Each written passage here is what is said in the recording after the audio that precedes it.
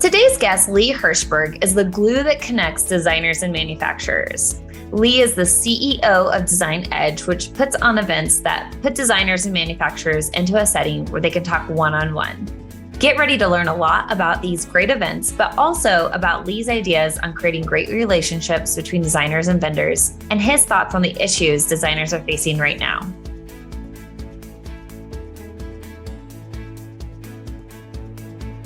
Well, Lee, thank you for joining us today. We're so excited to have you here. And I'd love to start off by just learning a little bit about what you do and your company, DesignEdge. Well, first of all, thank you guys for giving me the opportunity to be with you and your audience today. I very much appreciate that. DesignEdge, this was a concept that really was birthed out of my relationship with a lot of these leading brands and the owners and senior executives of these leading companies, most of which are in High Point, if not all, and participate in the High Point home furnishings market. We've evolved, and we're fortunate to have leading suppliers in the kitchen and bath industry as well. And I think that the primary force behind this was based on my relationship with these owners and senior executives. It's like, okay, guys, what are we all missing that we need to fill the gap of to the best of our ability? And it was this kind of just knowledge and awareness and realization that we're seeing a cross section of leading designers and tastemakers throughout the country, but where are the rest of them? And how do we go take this group of manufacturers? Because if this group of guys can't drive the industry, then who can? And let's take them around the country to go find the designers that we don't really see that much in High Point, certainly without any degree of frequency. But also, in the development of it, we've realized that even the designers that do get a chance to come to High Point or any of the major markets and do have some level of engagement with these owners or with these brands, they don't get the chance to engage the owners and senior executives and hear the story behind the brand. Mm-hmm. So DesignEdge is this whole this platform that is designed to have a level of intimacy with the people and the leaders behind these leading brands so that the designers can feel seen, heard, acknowledged, and valued appropriately, because these owners and senior executives are loading up personally to come and engage them in every city we visit. So that's our why, a different level of engagement. I love that. And how do you figure out what cities you're going to and when these events are taking place? I know many of our listeners are familiar with High Point Market. I know that that's one of your partners. Yeah, and I know that, obviously we're always at High Point Market in the fall and the spring, and then there's Atlanta Market, and there's Las Vegas Market. And So how do you choose where you're going and when you're going throughout the year? So perfect question. The one of the things that I enjoy most about being in this position of being show organizer is it is so not about me. My whole role and privilege is bringing together leading brands and the leaders behind those brands with leading designers and tastemakers in the region. So aptly, it's the manufacturers that shared with me the 10 cities that they don't see the level of depth and representation of in High Point or any of the major markets. And it's like, Lee, we've got to go to these cities. And they even gave me a priority list that we kind of put values on and graded so that we have a cadence of how we're going to get to these cities. I wish it wasn't only 2 a year, because we've got 10 cities to go to. So we've got a big, road ahead of us.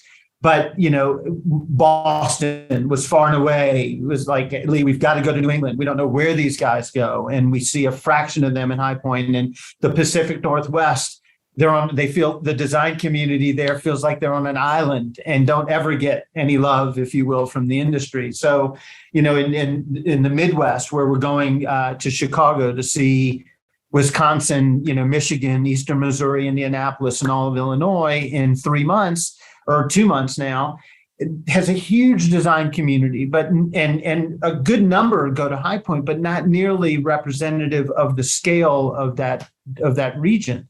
So we're on a rotation defined by the manufacturers. We got to go to these cities to see 3 to 4 hours out, and in this kind of on this track, on this schedule. Mm.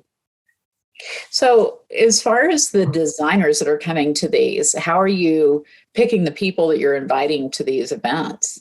Great question. We've got a great group of partners that we work with and through beyond the individual searching that we have. But Lux Magazine has been a media partner of ours, from Seattle, and they will be with us in Chicago. And I've had in previous dealings with the Las Vegas Design Center that I managed for a time, and a lot of history with them. So they're a great partner that is perfectly positioned because they have national content and then regionalize it.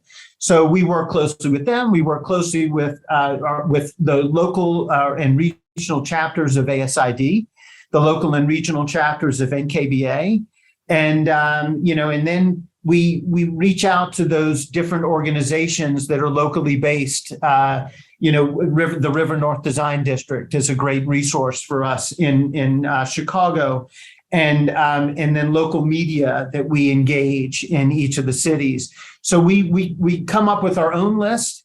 We use the resources of our partners, and then let's not forget the biggest resource, the sales reps that are especially interested in seeing designers, and the idea that we're bringing the national, brand representatives and ambassadors to talk about the story behind the brand, to help support them in their local regional capacity, and the trade showrooms that are there. So collectively, we get really rich insight into the designers that are the leaders in those regions that we reach out to. And I make it a personal privilege and priority to call every single one of the 1,200 design firms in the Midwest, because designers want to be seen, heard, felt, and acknowledged, even though they're slammed. But the emailing and the mass this and the mass that, it all is good in a support capacity, but I want to personally reach out to every one of them. Oh my goodness, that is very ambitious of you. It is. I'm impressed. And he still has time for us today. I've got a couple of folks, I've got some designers that are as passionate about this passion project as I am, that are on the phone as well. So it's an army, not just myself. Well, tell us about what some of the designers who attend, what do they love about it? And what is it that you think are some of the big reasons people should, if they get this opportunity, should they come? Why should they come? And what will it do for them? The best way to share experiences from past experiences. So I can tell you, we had our first event in September in Boston and pulled as far as Stowe, Vermont, the Berkshires, and Hartford, which may as well be New York, from 4 hours out. And then the same, in Seattle, where we pulled all of Washington State as far as Spokane. We had fly-in from Denver and Boise and all of Oregon, and would have gotten Vancouver had it not been for COVID. But the findings are the easiest way to share this, that I think would be the most impactful for your audience. It's like, imagine having these brands that you've worked with, coveted and leaned on for as long as you have, as well as new brands that you haven't necessarily had that opportunity to engage. Imagine having them in your living room, being able to sit down and have the level of engagement, not just with folks representing the brand, even though they're absolutely critically necessary, but having an opportunity to understand from Andy Bray, whose dad started Vanguard, and who is the president of the company now, to be able to act like he's in your living room, sitting down, to be able to share all of that rich history and why behind the brand, and how every bit of that shows up in every collection that they meticulously curate, with designers that are product designers, extensions of their brand, but also their own product design team. So it's that, and it's Zach Taylor at Wesley Hall, who's the president of Wesley Hall, and David Bell, the president of Palachek, and Ridvan, who owns Eastern Accents, and Chris Young, who owns Left Bank Art. it's that level. These folks, these people that have started these amazing businesses tailored for the design trade, are making the effort to come personally, to engage designers one-on-one, really understand who they are, what they need, how they can do better for them in the field, but also share their story. So that is what this is. It's a different level of engagement, and it sounds so like, maybe a cliche or whatever, but it's like this event's like a big warm hug between manufacturers and the design community, because the designers are in awe that these owners and senior executives are going to make the effort to not only show their best product, but to be there for them. Like when, unfortunately, 15, 20 years ago, if you didn't have a certain level of buying representation of market, you didn't even get time in the showroom. So that's what this is. And the culture of this is meaningful, localized, regional engagement with national leading brands. Well, do you think that part of the reason this is so successful is that the brands are finally really acknowledging that designers have a lot of buying power, that maybe in the past they thought, well, how do we even get to them? Because it might be one firm and they might buy $1 million of product, which doesn't seem like a lot. But if you have 13,000 designers, not that they're all $1 million, right, but there's a lot of buying power in the group of people that our industry is all about. So do you think that's had an impact on? I think without question, it's one of the many factors.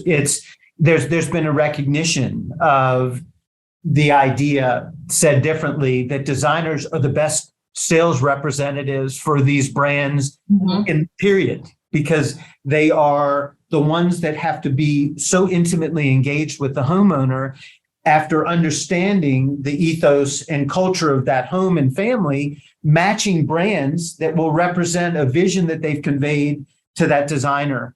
And so 100% these manufacturers are recognizing the power of the designer in multiple ways, that not only can they represent a different level of volume of just product distribution, but they're the best brand ambassadors out there that can go and tell the story that maybe only one sales representative that has to cover hundreds of miles can only tell in a limited capacity, or a trade showroom that has dozens of lines can only tell in to a certain degree. So this level of engagement is absolute recognition of the power of the designer, as it should be. And that's exactly why these owners and presidents and senior executives are making the effort to come and make sure that even if they get to market, they're so overscheduled. It's not that they don't want to be with designers. They just are so overbooked and overscheduled. So they are making the effort to come to the region and locale to make sure that that designer can feel their brand, not just see it and come up with their own story at market, same product. Even though that's necessary, because you got to see the whole story, even though I'm only showing a part of it. So really important recognition on the manufacturer's part to your question, Gail, that I'm grateful you asked, because these designers there's a level of gratitude that they're of that engagement and access to the brands and the leaders behind the brands. And then, well, let's not forget that a lot of decisions are made at the junior and associate level, filtering out brand and line options before they even get to the principal's desk. So even if firms are getting to High Point, they may not be able to subsidize or fund the junior and associate level designers. This event gives the whole firm a chance to be indoctrinated into the culture of these brands and feel like the brands are an extension of them, even more so. So I'm thinking about how market's set up, right? Because market's always just such a big event for everybody that goes, whether you are coming as a coach and a speaker, or you're coming as a designer and you're shopping and also getting to see your friends, or you're a manufacturer and you're hosting, right? And wanting to get as many people into your showroom as possible. So as I think about market and how market's set up, how is it that you're setting up your event? So that everybody can have this big hug and this warm feeling of education and also relationships coming out of your event? Yeah, the setup of it is, we intentionally, we have a day and 3/4 of an event. We want it to be, to not encumber the schedule and overwhelm the firms that attend, make it digestible. You can, we found from feedback from Boston and Seattle that you can navigate a DesignEdge floor in 4, maybe 5 hours at the most. So we have articulated the spaces in a way that the manufacturers, can show the best and newest collections to be able to tell that story most sensitively to the designer's need. So they merchandise these spaces for A-list designers, and then but they're not overwhelming, and it's not product heavy. It's product representative of the brand and the owners and senior executives there to share the brand. So there's the meaningful engagement right there, but we don't stop there. We have education that is at once coaching through designer coaches that we have in the industry, as well as programming that is done through Lux Magazine, and then programming that we use in support of ASID and KBA to make this a really rich and meaningful regional and local event for all of the designers that attend. So, and then we don't stop there either. We try to find, like the River North Design District is a great example of localizing DesignEdge. And that is one of the pockets of the many in the Midwest that are designer focused. And so we bring them in and are very supportive of what they have going on with their gallery walk in early September. We'll have a representation of that on the floor at DesignEdge, so you can, because they have a gallery of all of their showrooms that's open from September all the way through to October, and we'll promote that at DesignEdge, because this is about supporting the regional culture of design in every region we go to. Amy Kartheiser is an amazing person, designer, and has an amazing team. She has a foundation that is as focused on design as it is on spotlighting and normalizing mental health and mental illness, where it's not necessarily culturally comfortable to talk about mental illness right now. So we've made a space for Amy Kartheiser's foundation, which is called Under the Same Sky, which is an amazing foundation that I would encourage you to read about. And they'll be represented at DesignEdge, and also have their Meet the Makers segment, because she does some podcasting also. So there's this. So the answer, in short, that's the long answer. The short answer is really being sensitive to not over producting and overwhelming designers, creating an opportunity for story, product, and local community and culture building, and an edge on education, if you will. It sounds very exciting. I was having to mute because I have a cat that likes to talk at the same time. She had a question for you, I'm sure. Right. Yeah, she has this habit of walking in while I'm on a podcast. They have a knack for that. I've had them myself. They do. Well, it sounds like a really awesome event, and something that I'm sure it's evolving as you do more of these and have the opportunity to get some feedback from some of the designers. And so I'm really excited to see more about that, and we'll certainly share that in our show notes as far as which events are coming up where, just in case some of our people are in that market area in particular. So would you mind if we switch gears a little bit? Because I was so intrigued with your answers to our podcast questions that I need to know more.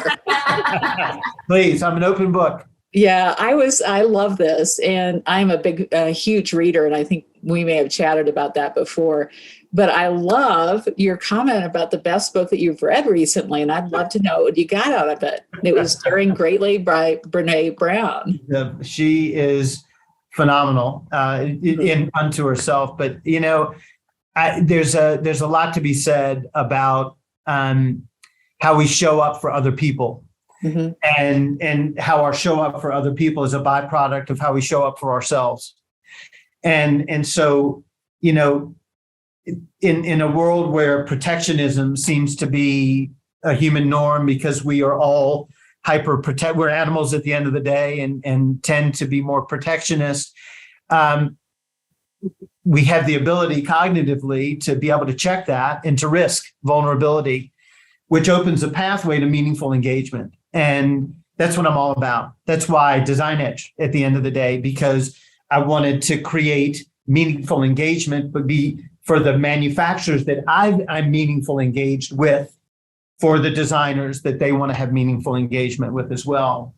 So, her whole ethos is about overcoming our fears and insecurities to allow ourselves to be vulnerable, because yes, you're setting yourself up for a ton of pain and suffering that you can learn from about yourself, but you're also setting yourself up for the love and the openness and a fulfilling life that is out there waiting for you if you are just comfortable enough to risk it and to risk happiness instead of foreboding joy.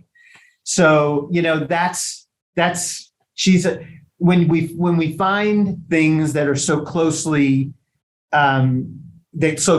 connect us, they become us and we make it our own. That's the beauty of experience and things that we learn. So that's Brene to me. And, it would be a gift to sit down in the living room with her and just, connect meaningfully. We're not all that different, regardless of what we look like, what our gender is, what our sexual preference is, what our skin color is. We're human beings. And we all have a need set that is built in us, whether we buried it, whether we focus on more than others, and being able to unlock that is the key to living a fulfilling life. So I'm always a student and will be till I'm in the grave. But, thanks to folks like Brene, we have community around the fearlessness of vulnerability. Well, and I love this for a man to be talking about vulnerability, because that is not a common conversation that we have with other men. So I just couldn't leave this one alone, because I'm so glad you didn't. And I want to just add my mom and sister to the call, because they're the ones that that we can do a little heart connection with, and that have helped me be who I am. That is so great. Yeah. And do you have boys and girls, or? I do. I've got a 12-year-old daughter, and 12 going on, 20, like aren't they all? And 11-year-old that's almost 12. I can relate. Right. And a 9-year-old that I'm going to honor that whole idea of vulnerability. He's just he's a boy, and he's just he's going to be another one to watch, vulnerable male to watch, that it will hopefully change the world, as we all try to do every day. I love that. And the fact that you have a boy and a girl just makes me smile, because I know that today that's not a common thing for a father to be having this kind of conversation. So I'm all about that, and I'm really excited about it. Well, we'll have to get our kids together at some type of a design event, because my son is 9 and my daughter is on the edge of 12 as well. So I would love that. And here's what they have to talk about as far as design and business goes. This is what's funny. My daughter's been banging me over the head. Dad, when am I going to DesignEdge? And when am I going to market? Because she's got her design apps that let you put the room together and get the grade on how the room was put together. And she's always like, what does this look like? And what can I put here?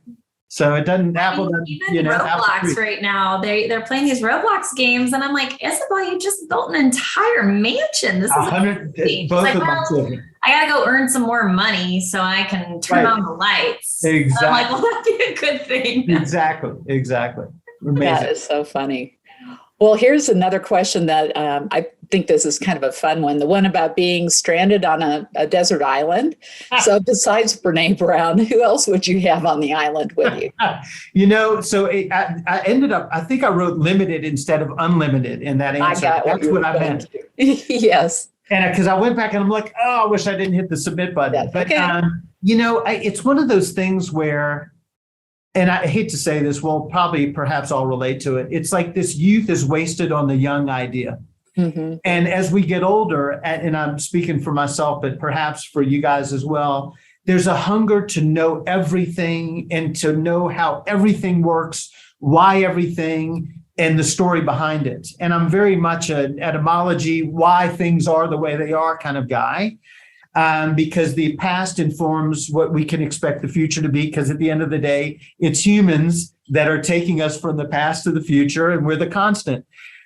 So it's, that's why history is so important. We can foretell the future, essentially. But, so I wanted, that one person, I wouldn't want to rob my sister, my mom, my children, selfishly of their lives, because whatever misfortune ended me up on a deserted island.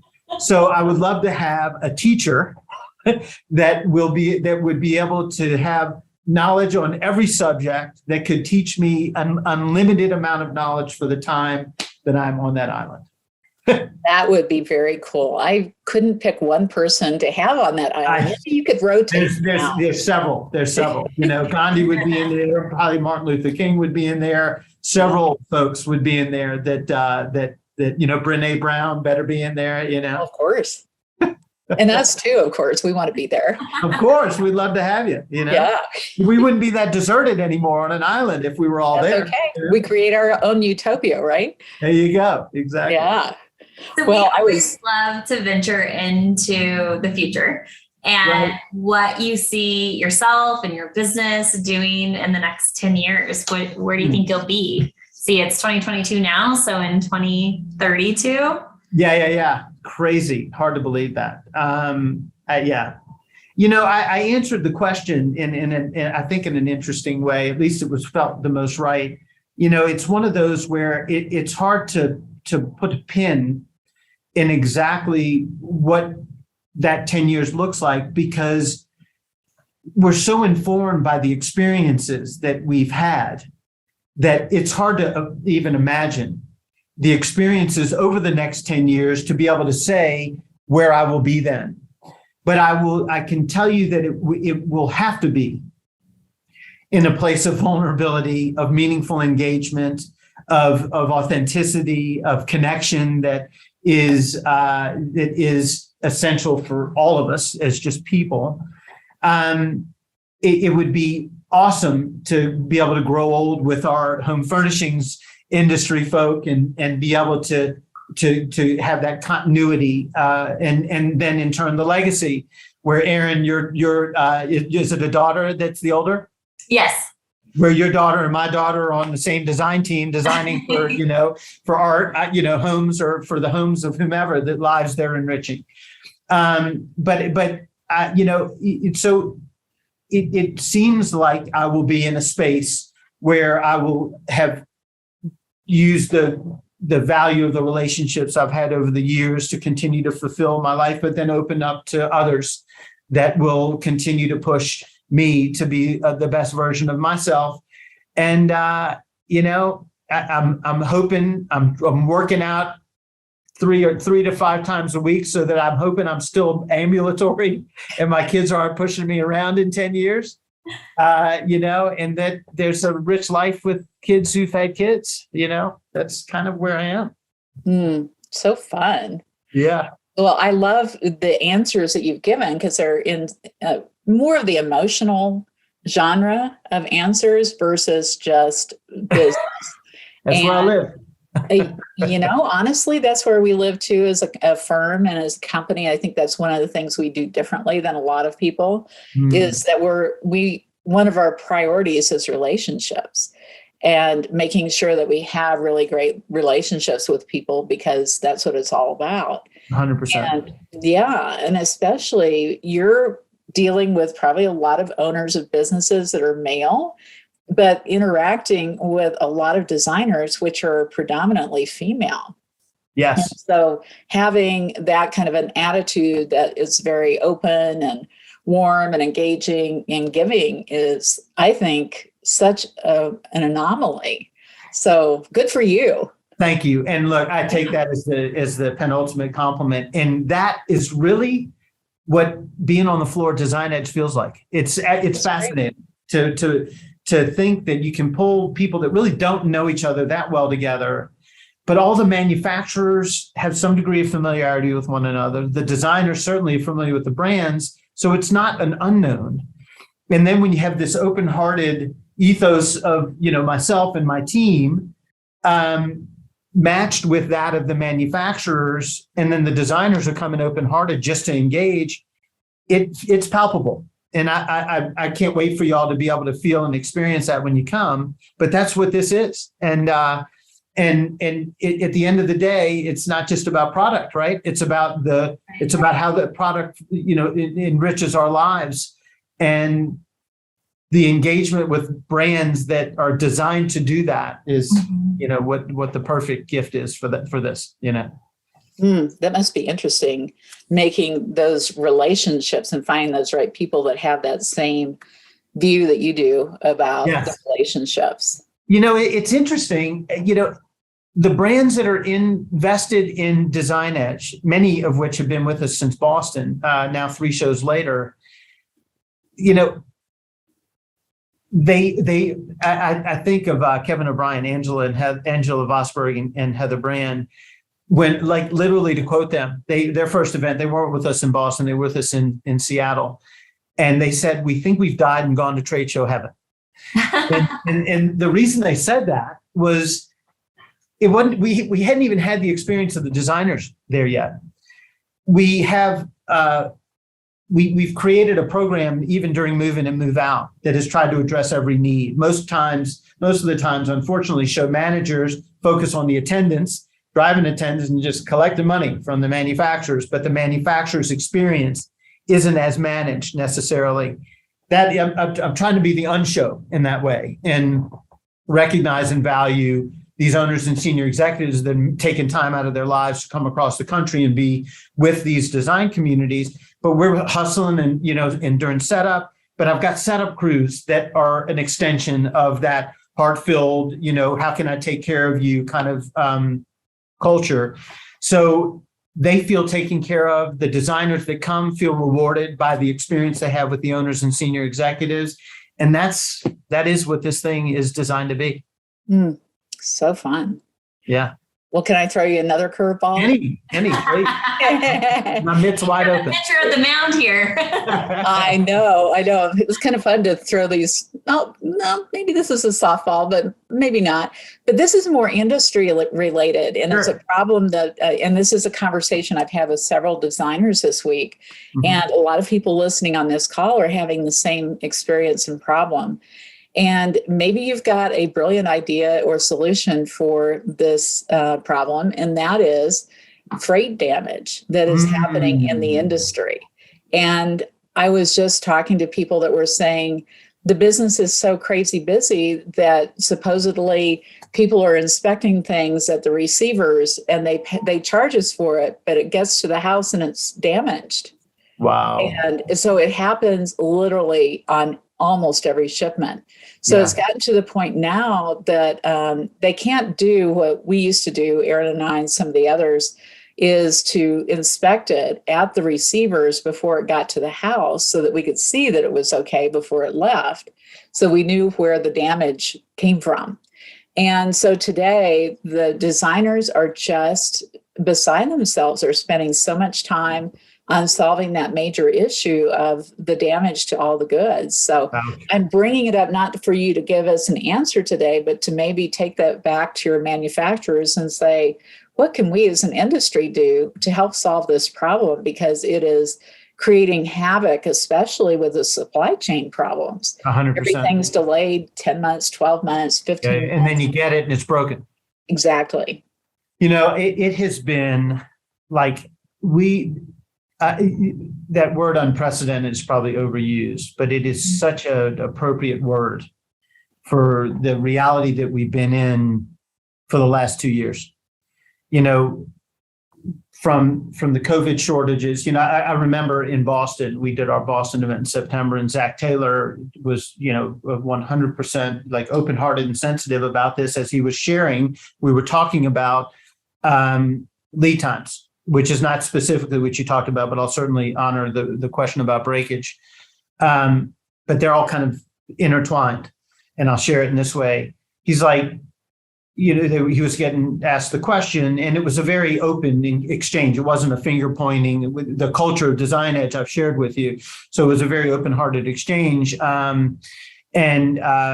And Robin Gannon, I think, was the one in Boston that had asked about lead times and what can be done, because you think you got a lead time, you think you manage your customers' expectations, and it shifts, and then it shifts again, and shifts again.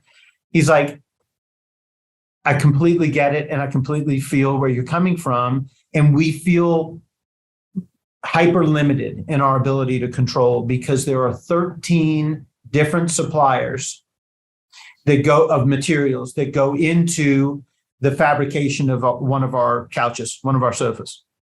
And if any of those have a shutdown, a COVID factory shutdown, or their material, or they can't source materials, or the copper doesn't get to them, or whatever happens, and in these unprecedented times where people are buying, underbuying, and trying to one step ahead the supply chain, there's no way. The only answer ends up falling on the intimacy of the relationship between the designer and the homeowner, saying we know we have a pandemic medically, we have a pandemic from a supply chain standpoint also. And the only way that we're going to be able to deal with this is together, because I can't go to 3 other suppliers and get a different answer.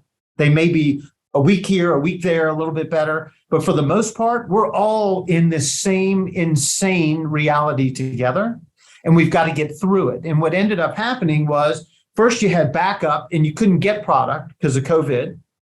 Mm-hmm. So then when the floodgates began to trickle open, the manufacturers kicked them open to over order. So now you've got product in some cases with these leading manufacturers that they don't even have room to put in their warehouse, much less inspect and try to get out of the door as fast as they can. So they are just trying to keep their heads above water to get product out. So the best thing that can be done, and so as a result, things will slip through the cracks that will end up being breakage at the homeowners, at the receiver, and ultimately, for the homeowner. So the only thing that can be done is for a hypervigilance of tolerance mm-hmm. and communication with the designers to the homeowners, and for the manufacturers. This is to do with the manufacturers, to have that system in place that can give the real-time update to the designer, so they're not left in a lurch waiting in purgatory in the dark for answers. Mm-hmm. And that's kind of, and there's no silver lining, there's no wand waving, there's nothing that we can do besides get through the supply chain backlog and dealing with the service issues on an order by order basis. So what are some ways that you see that designer and manufacturers are, aside from going to the DesignEdge event, right. That are, having that equal intimate relationship as the designer has with the homeowner with the designer, so that, they are on the same page and they do have an understanding of what's going on and they understand what's happening at the order. Because I know I've heard a lot of designers talk about there's just so many hours in a day that you can put someone on to find the exact same answer out that was the same answer that was on Monday, right? Yeah, the only thing that comes to mind are are certain brands that I'm engaged with that they are part of DesignEdge, but that are creating full customer service teams exclusively for the design community. That's smart. And they can do everything from track it from order placement all the way through to fulfillment, to receiver, to homeowner, to quality control, quality check.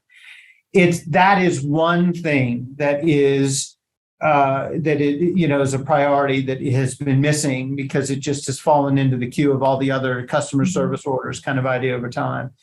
I know that there are several manufacturers that have either completed that effort and have that team in place, or are working hyper focused on creating that kind of idea. Because at the end of the day, it's communication. You got product, you order it, and then what happens between the time you order it and the time it hits the customer's doorstep? And being hyper dialed in. I've got a great logistics partner, AIT Worldwide, that has a last mile service, and I'm not, this isn't an advertorial for them, but it is a statement of we need to have the manufacturers and all of their partners, i.e. the shippers and the logistics folks, everyone engaged in managing the designer's brand at the end of the day is what we're talking about, so that a designer can tell a homeowner something and actually not be left in the lurch, because they're the ones holding the bag if it doesn't happen. Right. So managing the expectations, managing the designer's brand ultimately is going to be a byproduct of all parties that touch and involve being in constant communication or at the click of a button away from being able to inform their homeowner. And that is what is we socialize through DesignEdge in our edge leading education, but a hyper focus for many manufacturers. So the answer, Gail, is they've got to say it. Everybody that you're hearing has to tell the manufacturers exactly what they're dealing with, not in a finger pointing way, in a how can we work together to solve this kind of way. I think that's a great idea. Mm-hmm. So you've been generous with your time, and we want to be respectful of that, but we want to hear from you what 3 things would be that you would suggest as takeaways from today's session. Suggest as takeaways for your audience? For the audience. Mm-hmm. Yeah. Well, thank you for that opportunity. I think that the biggest takeaway, or the biggest 3, would be the industry's changing. Manufacturers, one of the takeaways, the manufacturers recognize differently than they ever have the plight of the designer and the mission that they're trying to accomplish, with the level of engagement they have with the homeowner, and are looking for collaborative partnership on how to get their backs and be part of their culture, be part of their brand, be an extension of them and as a support system to them. That's vastly different than it was just 15, 20 years ago. Mm-hmm. And so the mandate, the directive to your audience of designers is to feel that, be encouraged by that, but then to channel a little bit of Brene Brown, mm-hmm. be vulnerable enough and self-confident enough to know that they are a necessary part of the manufacturer's solution by doing one key thing: verbalizing and socializing their needs with a conviction that manufacturer is not wasting their time. They want to hear it and they need to hear it. And that in the vein of being part of the solution, if you don't say something, you're part of the problem. But if you do, you can at least try to be part of the solution. Every designer has an obligation to share not only where the manufacturer is being supportive and knocking it out of the park for them, but as much, if not more, where they need to help be more efficient and more effective, because that designer's not alone in where that manufacturer may be falling down, and they just want to get better. So the first, the cliff notes of that first is be part of the solution and share passionately with the manufacturer what you're feeling, what you're experiencing, and how they can be better for you because you want to work with them more effectively. So that's the first. The second is, as inundated and overwhelmed as you are, and as you can't find, the minutes to get out there, it is really important to stay engaged with the manufacturers in a through whether you can make High Point Market a priority, which would be ideal because you get to see everything, but certainly a program where there are products at your disposal right in your backyard, like a DesignEdge, because you want to be up to speed on what is happening. The industry's changing, the styles are always evolving, and your customers at the end of the day want to feel like they have unique one of a kinds when they're using your service. So it's pretty amazing creations and pretty inspirational products that manufacturers are coming out with all the time. So stay engaged and find the time to honor your own self by getting out there, even though there doesn't seem to be time, and going and getting uncomfortable and finding the time to find product. I think the third would be the need for community, especially more now than ever. In the aftermath that we're not really on the complete other side of, with COVID cases, still raging in parts of the country, even though there are therapies out there. Community building, safe, responsible community building is huge.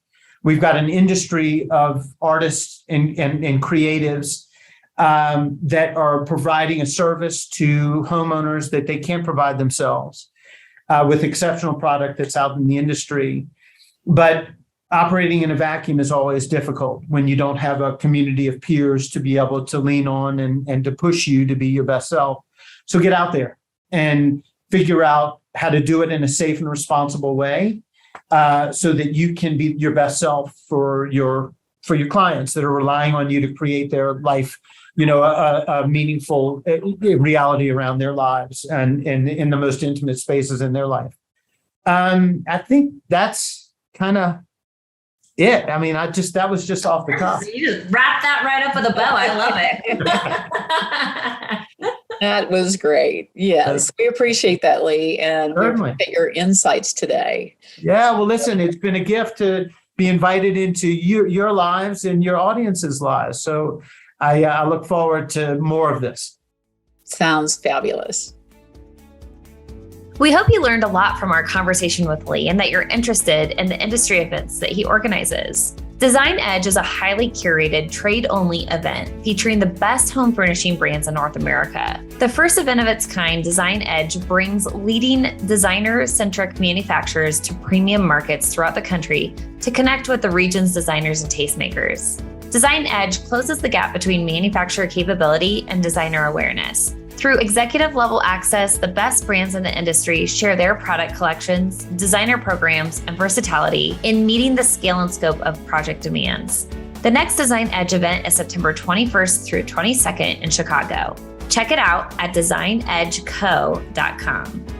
Tune in next time for the final episode of this season, where Gail and myself bring all the ideas from this season together. You won't want to miss it.